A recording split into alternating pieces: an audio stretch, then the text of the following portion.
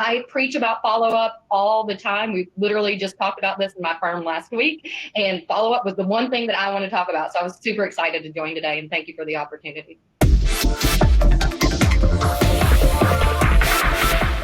Jennifer Forrester, business development coach with Gladstone Growth Strategies. I'm based in Sacramento. I've been coaching around business development, networking, personal branding for the last 7 years. Prior to that, I worked inside a couple of large law firms. And so thank you for the opportunity to join this group and have this conversation. Thank you.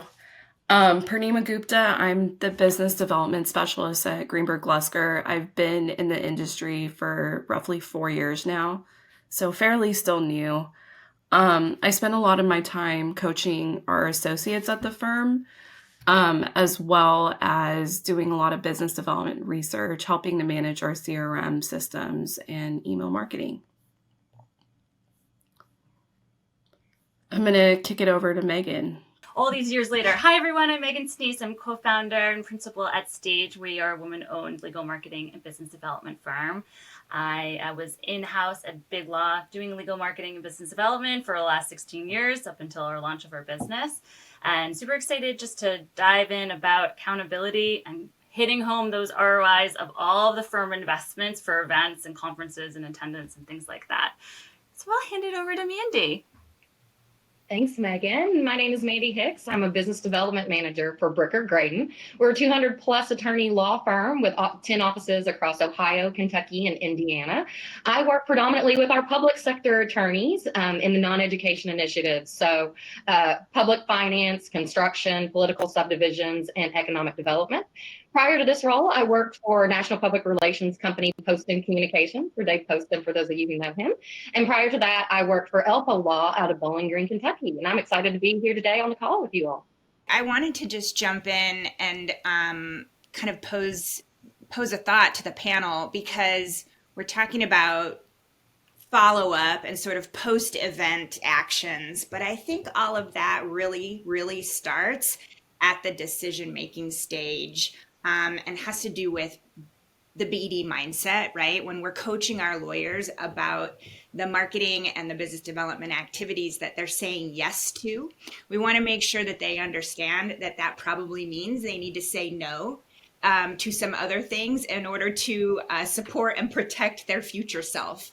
And so helping them have that mindset that if I'm saying yes to a 2-hour thing, I'm probably saying yes to a 5 or a 6 hour investment. When I think about my time budget, that really starts weeks ahead of the event and then continues 48 hours, a week later, 3 weeks later, a month, 6 months later, and then giving them an actual time budget as a starting place in terms of how do we block time on our calendars in order to, have some control around our success with this event. So I just wanted to kick it off with that mindset piece and the time budget consideration, and then ask, what would you add?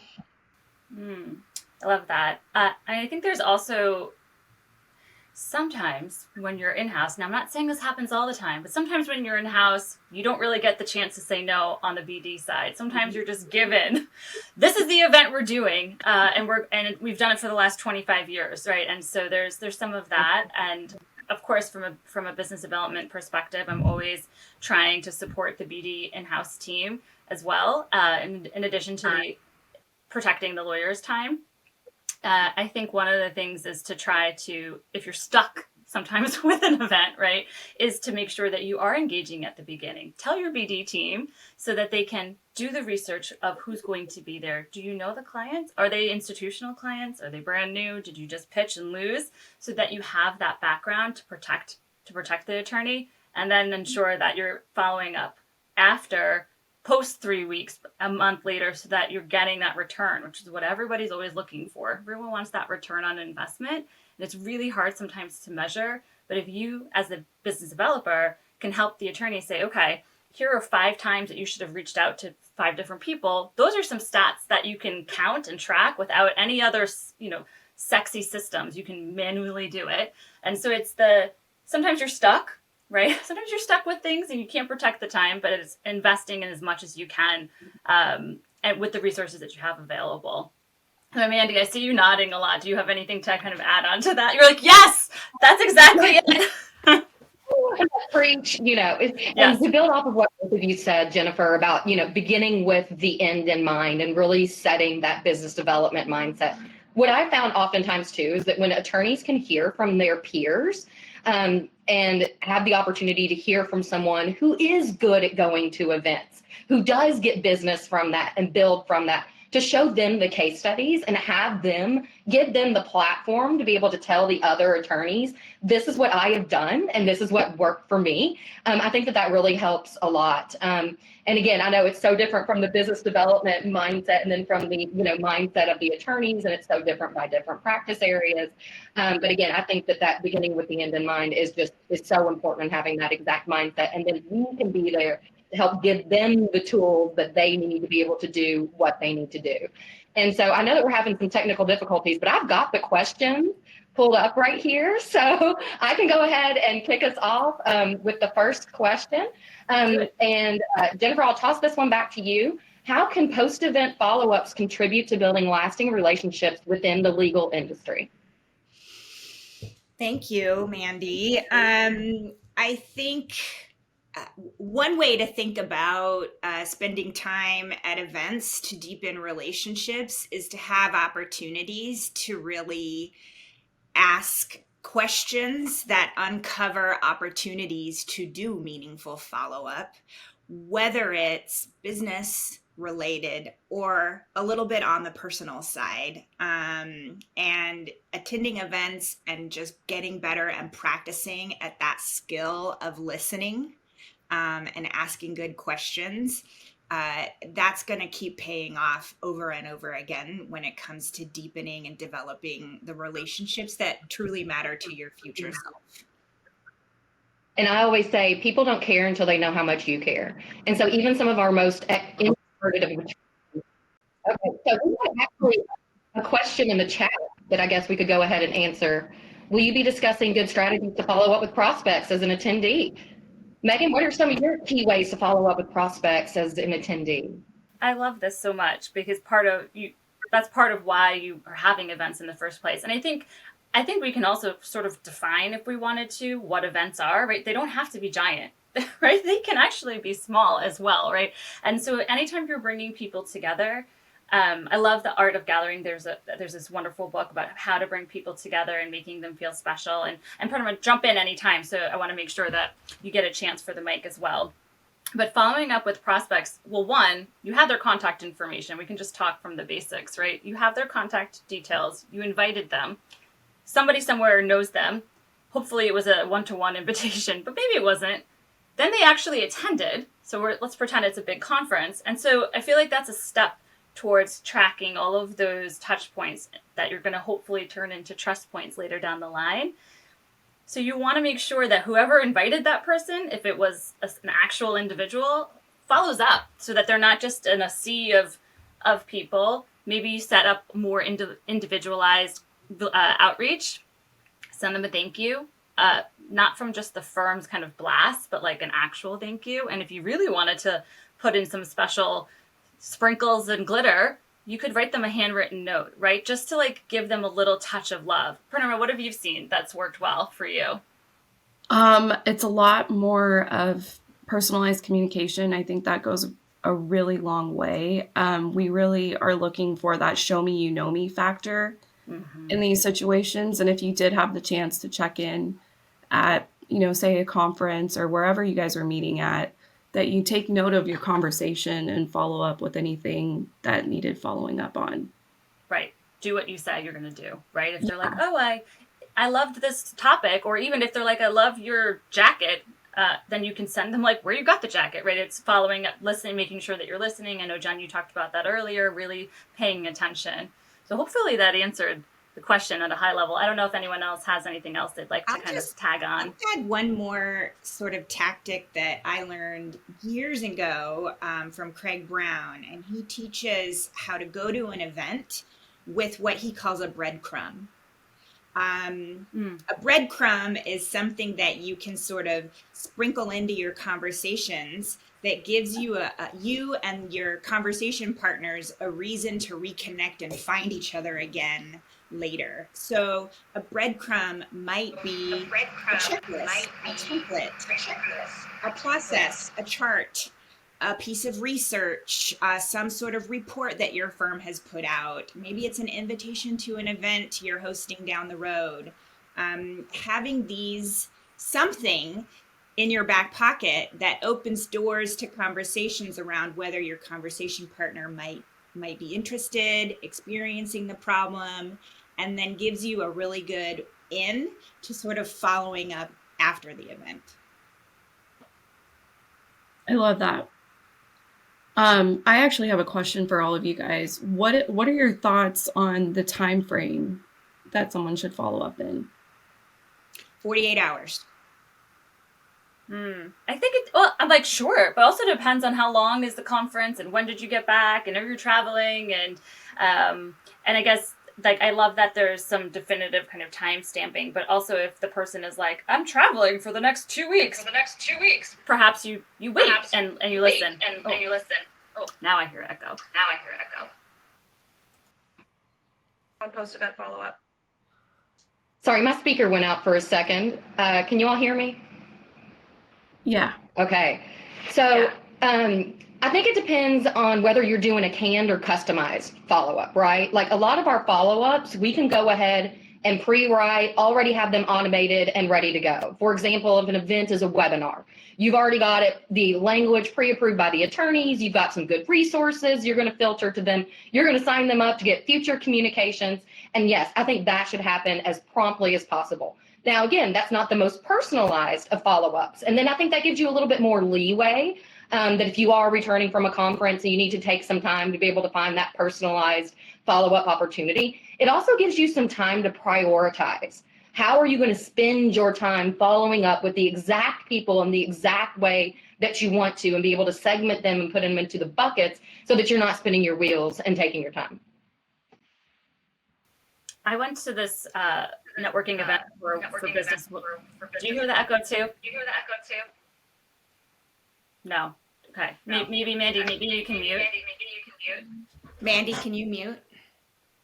All right, I think that might be better. I went to this really great networking event for business development for my business, and it was this really impactful thing that was they sent around a spreadsheet, but the point of the spreadsheet was it had everyone's contact information and their LinkedIn information as well. It was a small group, about 50 people, but the purpose of this networking event was to share what you needed from somebody, right? I'm looking for, fill in the blank. And so everybody went back in after the event and filled in what they were looking for. And that actually encouraged post follow-up activity afterwards. So people set up one-to-ones, right?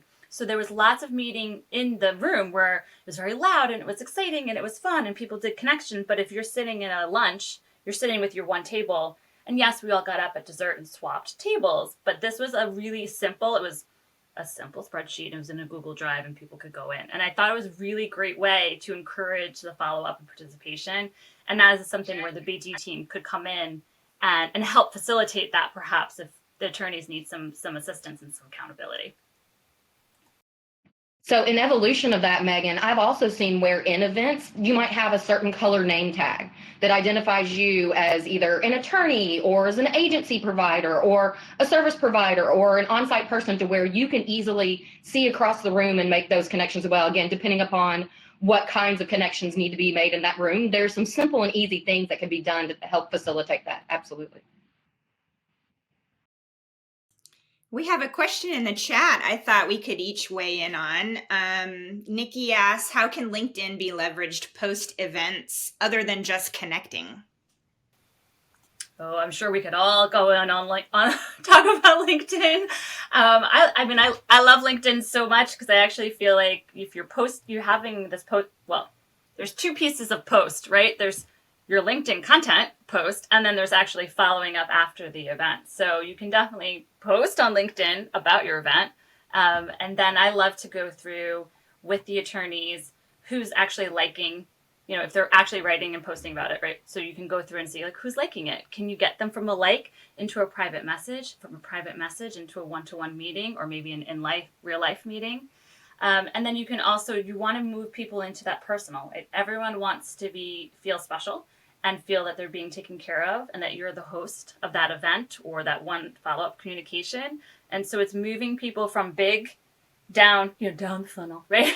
into the kind of one-to-one. And so I always like the following up with a personalized note, again, of what we were talking about, the breadcrumb, the show me, you know me, and you can move that all into the private messaging. That's my perspective. There's a little strategery we can think about when we're using LinkedIn as part of the sort of game playbook for follow-up. If you meet new people and send connection requests first, then you do a post. The people that you just connected to are highly likely to see your posts at least over the next coming weeks. And then think about posting one of those very simple, here are the top 5 takeaways from the event or the conference. And it's a simple recap. I've seen those outperform all kinds of other posts, and they don't need to take a lot of time. And I think the business development and marketing team can help the lawyers sort of prime that content. But again, doing the connections first and then posting the recap, you're more likely to be seen by the new people in your network. I think also too, you can find out who do we both know, and then be able to look at that and say, oh, so-and-so, we should get together with so-and-so and or make those connections that way. Purnima, were you going to say something? Yeah, so we've actually done that for the firm. We've had attorneys come back from conferences, write blog posts about, several key takeaways that they might have had. And then they take 1 or 2 tidbits from that and we'll share it to LinkedIn, drive traffic back to the blog post, and it'll oftentimes create meaningful conversations and lead to coffees, lunches, dinners that, you get that face-to-face interaction, and it uncovers a lot more than you would over email or online communication. Yeah, anytime there's a story to tell, right? If you're going to the event, right, you can definitely do the 5 key takeaways, but there's another way you can also repurpose that content, right? Particularly when you're so short on time investment. One of the things that you can do with that is, okay, so now you've connected on live, right? You've connected through LinkedIn, you're sending your thank you, you did a 5 key takeaways, but you can also talk about the story of what it felt like to attend that event and how did it feel and who else did you meet and walking people through that story, because everyone wants to be entertained. We don't have that much time. And so if you can figure out what the story is and how it's impactful and then share that, now you're getting 2 pieces of content to follow up after, and it might resonate with a different set of audience as well. There's also like a little LinkedIn algorithm that if you are messaging with people, in addition to connecting with them, but if you're messaging, you have more likely that they're going to see your content and vice versa as well. And then think about the power of commenting. Just do a search for the name of the event and see who else is posting about it, and then drop an insightful comment. Another, easy win when it comes to using LinkedIn in your post-event follow-up strategy. Purnima? No, totally. So you talked about breadcrumbs. So something that I like to tell my associates is to go to the activities section of a person's LinkedIn profile to find out what are they interacting with, what are they liking, where are they commenting, and see if there's any kind of trend. And that can often cover insights on, what the mindset of that person might be, and it'll give you something to have a conversation about in the future. So there was a question in the chat about how do you manage notes on business cards and business cards in general after events. And a tool that exists out there, for those of you who aren't aware, are the digital business cards now. These are also can just be a QR code on your phone. The ones that I've worked with before look like a credit card. They're as thick as a credit card. Somebody scans the QR code. We're all familiar with QR codes from all the menus during COVID now.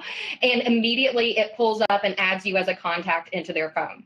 On the back end of yours, you have a website that you can go to, and you can enter in notes onto your phone that will then go into that website that you can log into. And right then and there, you will have everybody's contact information related to their business card, if they have a QR code, and back and forth. So that's something I highly recommend if you're going to events. Do you all have any other ideas on how to manage all that information you're taking in to be able to really automate that follow-up when you get back?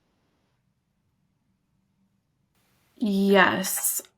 So I have a very low tech approach to this. So I will often tell my associates that you're meeting someone, you're going to collect a lot of information. Send me an email, send me a text message, and just information dump, and let me take care of plugging that into our CRM system or distilling down those notes for you. That's high capital, right? Low tech, high capital, right? High touch. Anything to make it easier for the attorney. I mean, you can always write on the back of it, and then of course, then you're stuck with having to fill it in. But a lot of events I've been to of late, people don't bring their cards anymore. They just don't have them. I'm very excited to hand out my business card because they're new. But I would have to say, in my 16 years of being in-house at various law firms, I never handed out my business cards. And so it just, it really just depends on people's preferred method. And I feel like if you can get to like a texting situation with that person, then you're moving on beyond business and you're moving into the personal. I mean, there's so many questions in the chat. We love this, guys. Keep it up. We don't even have to use the outline that was provided today. Yeah, and thanks for teeing that up, because I think one of these that I love is there's a ton of post-event follow-up tactics. But what is your all's go-to follow-up flow that you've seen the greatest response rates from? How do you streamline that operationally across marketing, BD, partners, when effective follow-ups are personalized? Jennifer, do you have any tips or tricks for that? The go-to. I mean, I feel like there's a lot of success when we get them to block time on their calendars to do this. And that's just creating a habit for themselves, and maybe the folks that assist them or have some control over their calendar when they block time for the actual thing. At the same time, put blocks of time to do the prep, the pre-gaming and the post-gaming and the follow-up, so that you've got reminders about the importance of the decision you made and what you need to be doing to get value out of that time you spent. So I think that's kind of part of my go-to thing as part of the flow. Megan?